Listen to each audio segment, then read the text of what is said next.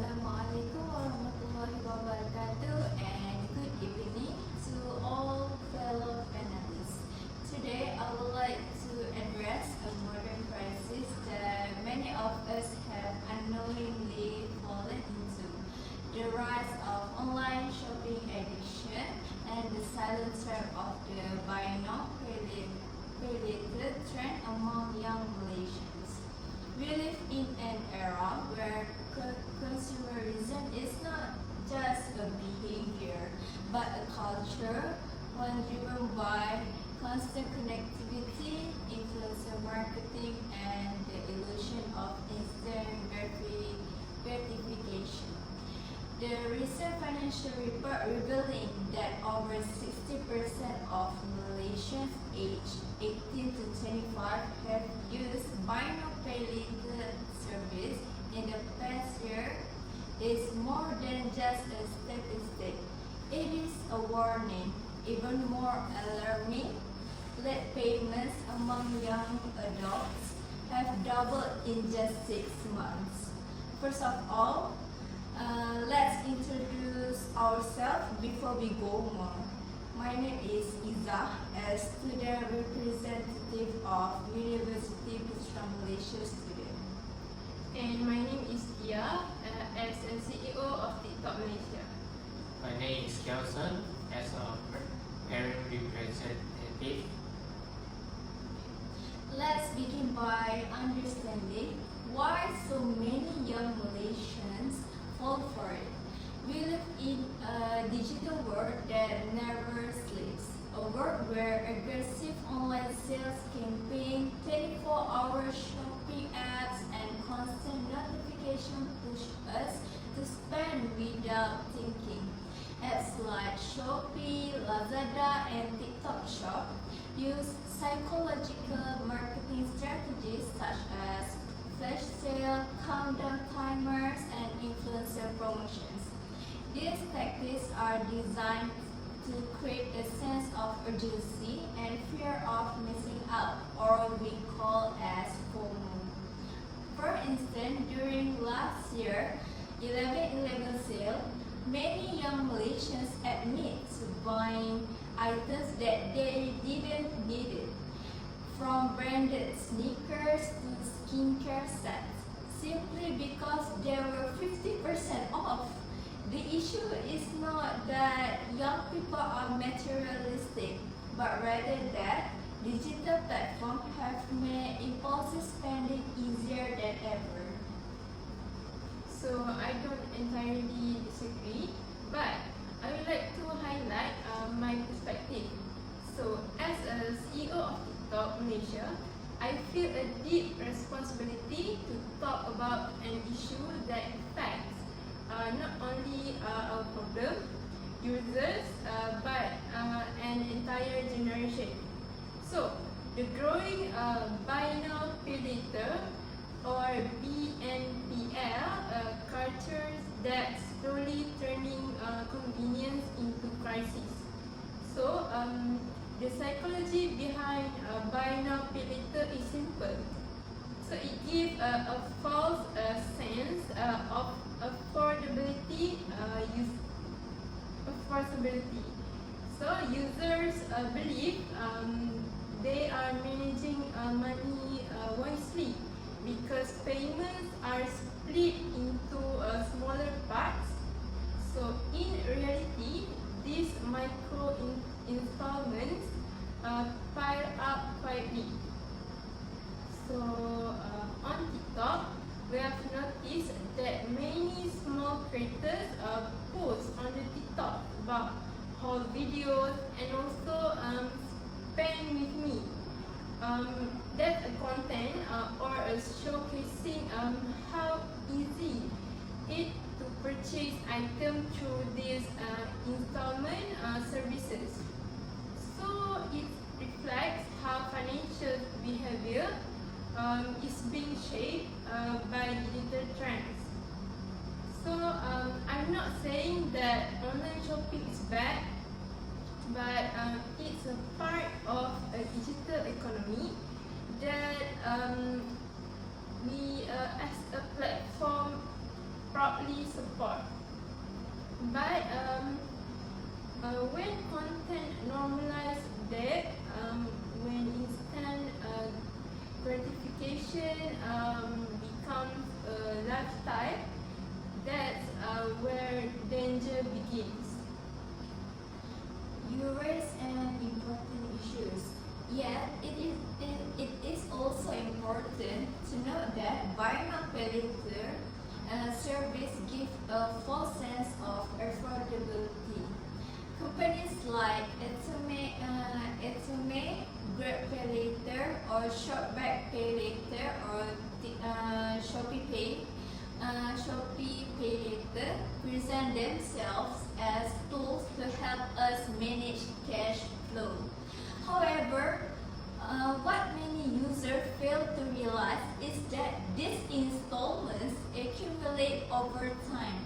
Paying 50 ringgit here and 80 ringgit there might seem manageable, but when 5 or 6 buy now pay later payments overlap, the total monthly burden can easily exceed a student's allowance or a part-time income.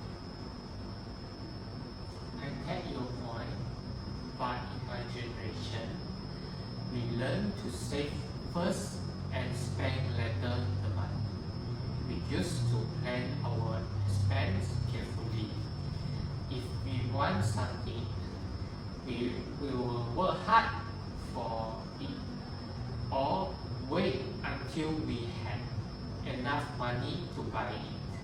But now, this culture of instant gratification makes young people think that this is be normal. It will worries because it affects their mindset about responsibility and value about the money. I believe parents play a big role in this. We can't just blame social media or complaints. We need to start teaching our children financial discipline from a young age. How to budget, how to differentiate between need and wants, and how interest or late fees can grow quickly if payments are missed.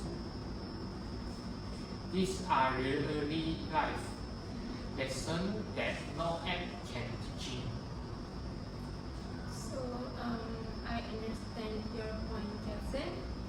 Yet the reality is quite different. So the illusion of a manageable debt has caused many young Malaysians to lose track to their real financial situation.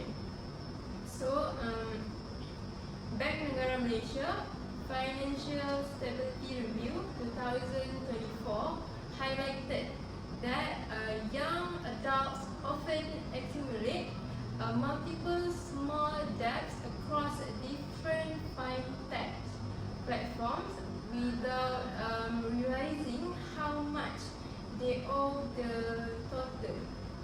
So this pattern doesn't just affect wallets, it also affects mental health.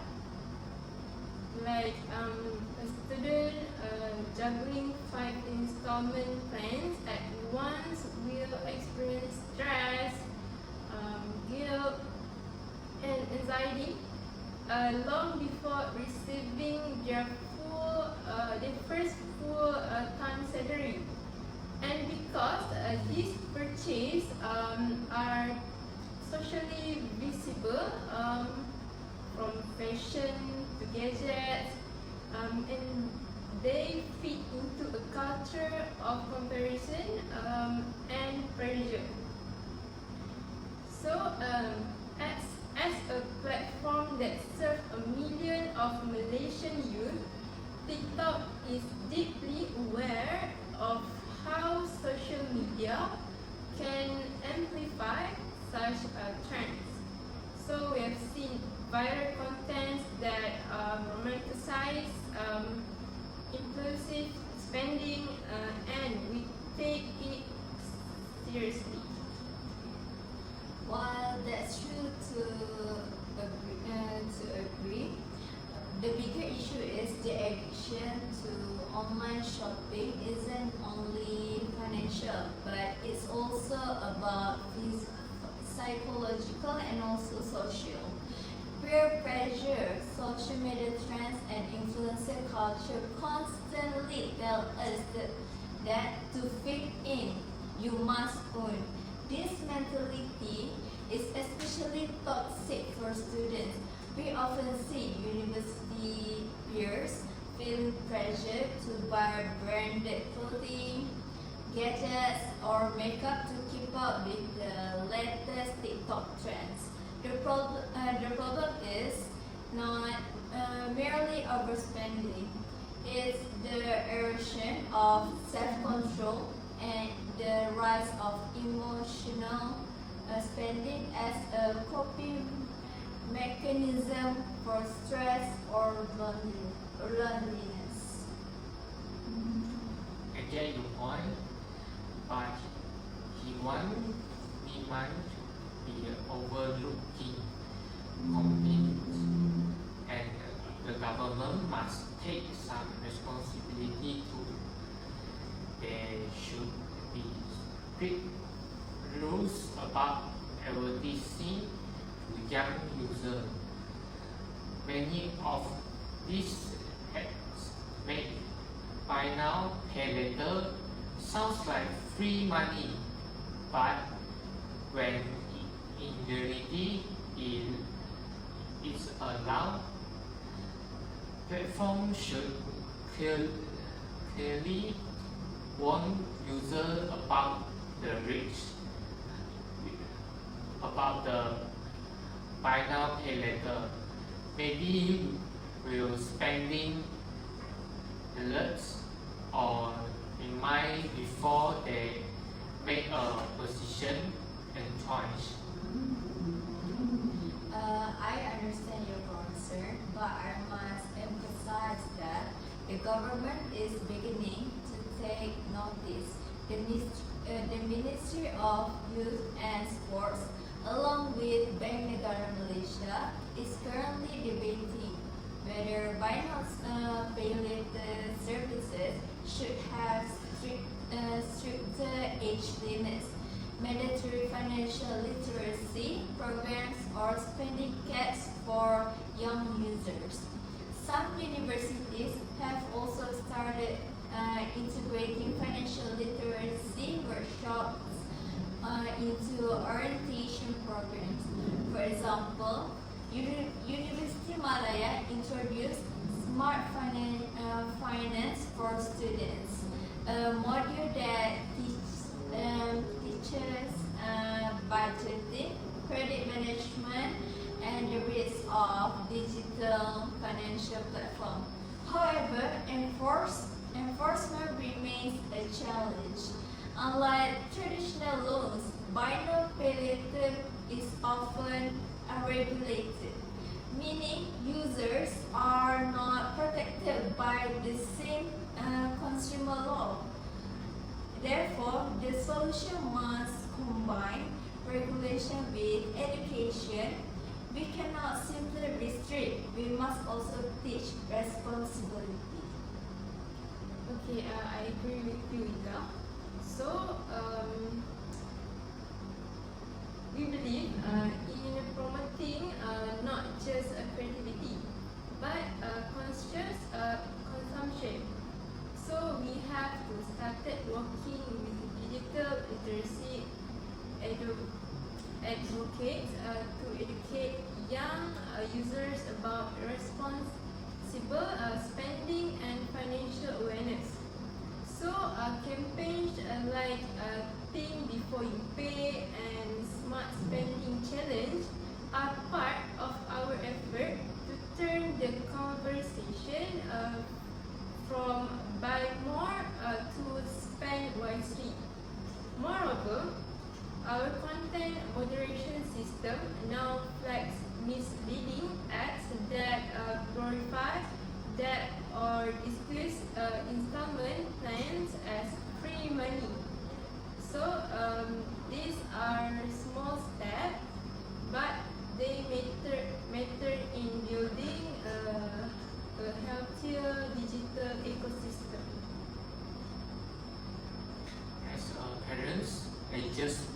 child and all the young Malaysians to understand the financial freedom doesn't come from buying more, but from knowing when to shop.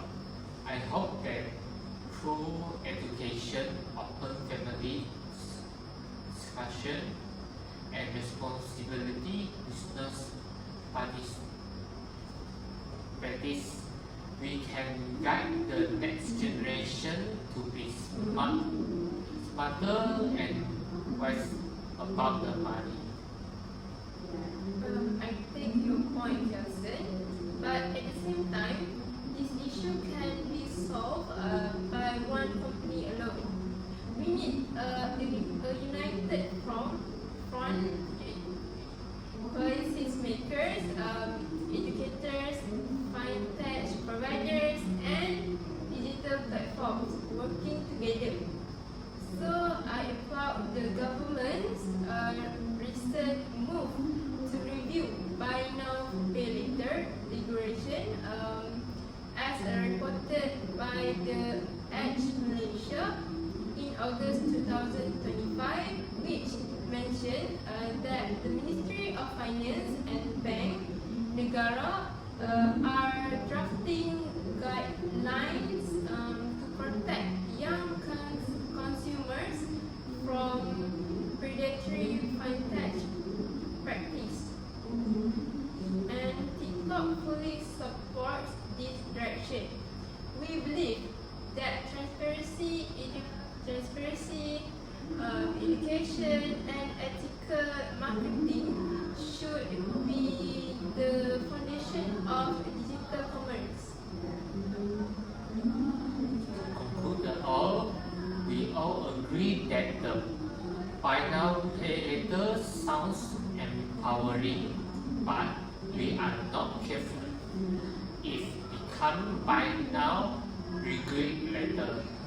As platform leader, we see both the beauty and the burden of digital progress. Technology should liberate us, not enslave us to it. So today,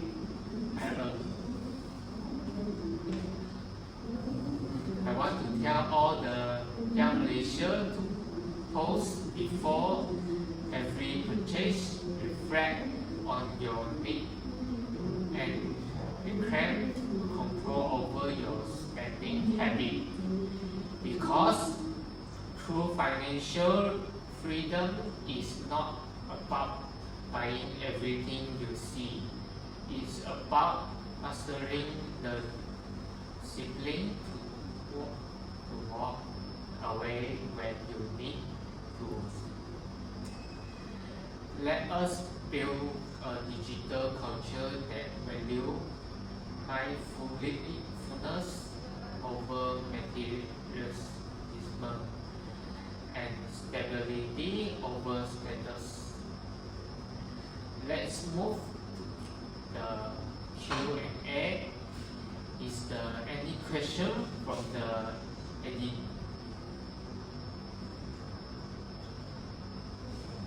So, first questions. As a student yourself, how do you think young Malaysians can realistically avoid getting trapped in buy now, pay later, that when online shopping is already part of our daily life? Me as student representative, I will answer the question. First of all, thank you for the very relevant and honest question. I think many of us here can relate to the temptation of online shopping. It's become such a normal part of student life and also adult life. The truth is, we cannot completely escape it because digital commerce is part of our lifestyle, our convenience, and even our culture. But what we can do is we can control how we engage with it. The first realistic step that I can give is awareness of spending habits. Most of the time, we don't realize how often we spend because the process is so frictionless. I mean, like sometimes we don't realize, and suddenly out of nowhere we already purchase it. Just a few taps on Shopee or Lazada, and it's done. And your parcel is already on the way on your at your home. Okay. Once you see the numbers add up, it changes your perception.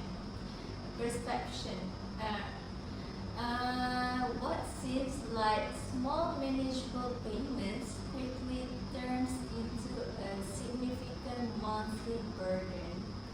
Other than that, we can also limit ourselves to one buy now, pay later platform. That means that we only focus on one platform only. For example, Shopee. If you have Shopee Pay Later, then you only focus on that one. Many students juggle multiple services like Admin, Grab Pay Later, Shopee Pay Later, TikTok Pay Later, and many more. And at last, they lose track on what they owe. This scattered responsibility is what leads to late payments and eventually financial anxiety to all students, mostly. We need to keep all the installments under one service allows you to manage due dates clearly. If you only have one if you only have one platform, then you can manage and control it. You can manage and control it. If you have more than that, it's kind of hard for you to control it. Okay. Is there any other question? I have a question. So, do you think that the government should ban or restrict buy now pay later services for young people under a certain age, or should financial education be the main solution? Okay, thank you for the question. So, for me, that's a very insightful and important question. And one of the many policymakers are also debating right now about that. So personally, I don't believe a total ban will solve this problem. So restricting buy now pay later for young people may prevent immediate financial mistakes. So, but it doesn't address a real issue, which is a lack of financial literacy and self-regulation. So, let me explain about that. If we ban a buy now pay later for individuals under say 21 years old, we are only removing excess, not changing behavior.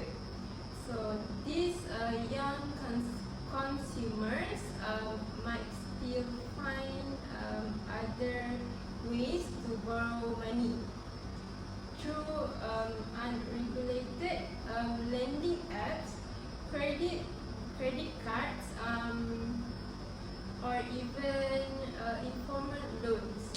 So instead of eliminating the risk, we might just be redirecting it as everywhere.